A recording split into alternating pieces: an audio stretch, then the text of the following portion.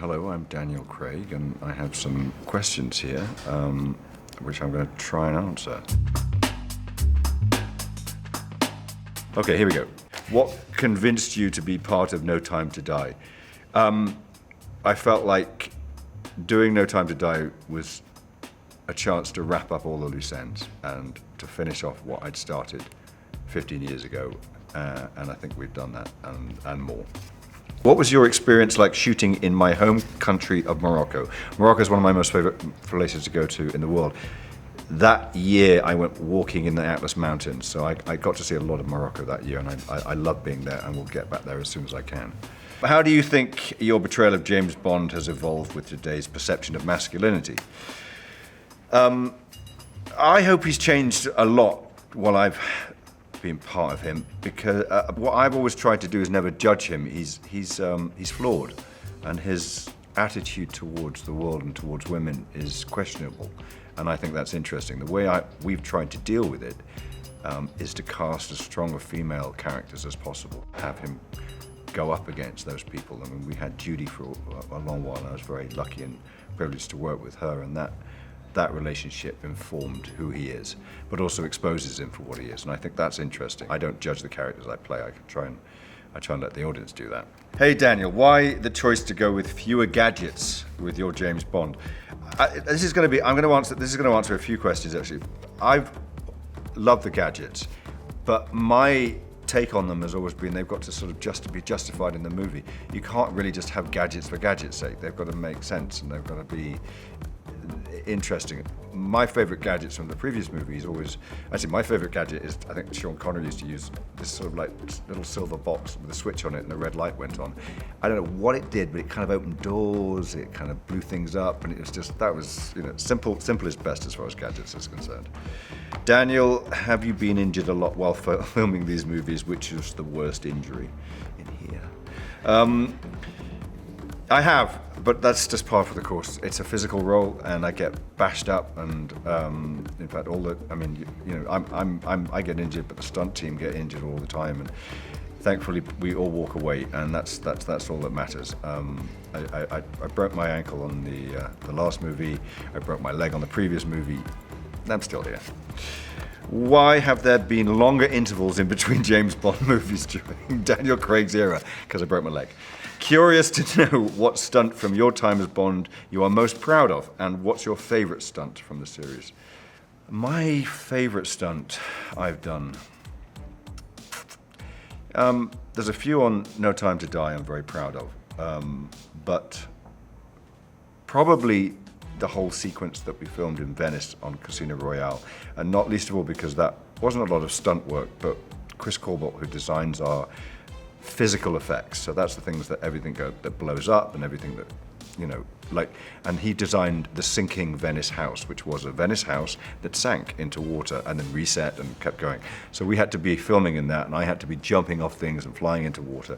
So I'm most proud of that, probably because it's my first movie, and it just was one of the most incredible sets I've ever been on. What has been your favorite outfit as your time as Bond, and which fit from the past is your all-time favorite? Connery knew how to wear a suit. I don't remember which director it was, but the director told Connery to wear the suit home and sleep in it, and then come and wear it. And I think that is how you should wear a suit. I'd say all of the Tom Ford suits I've worn, we've worked really hard with them to create the look. They've been so cooperative over the years during my tenure, and they've allowed us to mess around with their suits, and together I think produced some amazing suits. Trunks. Yep. Are you as obsessed with them as your fans are? No. Which was your favorite car to shoot in? The DB5. It's like one of the most beautiful cars ever made. I mean, I've driven the DBS and the brand cars, and they don't break down quite as often, but the DB5 is definitely the car. What will you most fondly remember about your time as Bond, and do you have any regrets? No, I don't have any regrets. What I remember most fondly about doing Bond are the people I get to work with. Hello from Sweden. What has been your favorite international location to shoot in, and why? We filmed in Chile, in the Atacama Desert, which is one of the highest, driest points in the world. and has the clearest sky at night because there's an observatory there where you have stars from horizon to horizon. I think that remains one of the most amazing places I've ever filmed in. What was the most challenging, fun scene to shoot? Jesus, 5 movies, what the f***?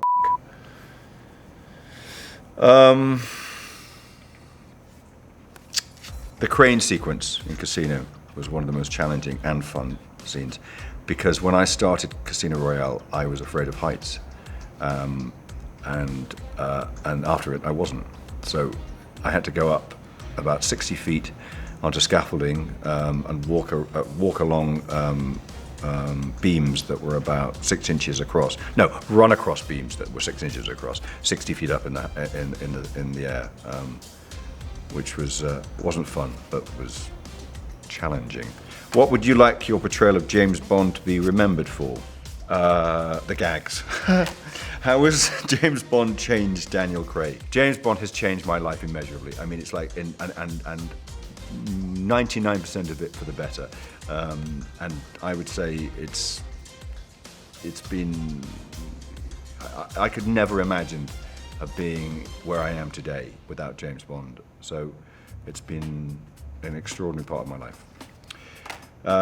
Which one is your favorite James Bond movie and why? Goldfinger, I think, is my favorite James Bond movie. I love Dr. No, but it was sort of where Sean Connery became the James Bond that we know and we love. Who is your favorite actor to have played James Bond? Well, clearly me. Sean Connery. Which one informed your performance the most? None of them. I mean, I know that sounds weird, but actually what I did when I took on the role was I said, I can't do impressions of people. I can't try and be Sean Connery or Pierce or Roger. I have to try and be myself. So as much as I watch the films over and over again and they influence the way we shoot the movies, I just tried to be me. How are you, Daniel? Can you do a Sean... Oh, I'm very well, thank you. Can you do a Sean Connery impression for us? Nope. What makes Daniel Craig's James Bond different from his predecessors? I play him. What can you tell us about the villain in No Time to Die, and what did Rami Malek bring to the role? We were incredibly lucky to get Rami. He just cut off the back of an Oscar. He's one of the most popular actors in the world at the moment, and he came and hit it out of the park. He's extraordinary in this role because he's an extraordinary actor. How has it been working with Phoebe Waller-Bridge? What did she bring to the script? She's one of the most talented writers around, and we were incredibly lucky to have her. Is there anything else you'd like to add? No, Jesus.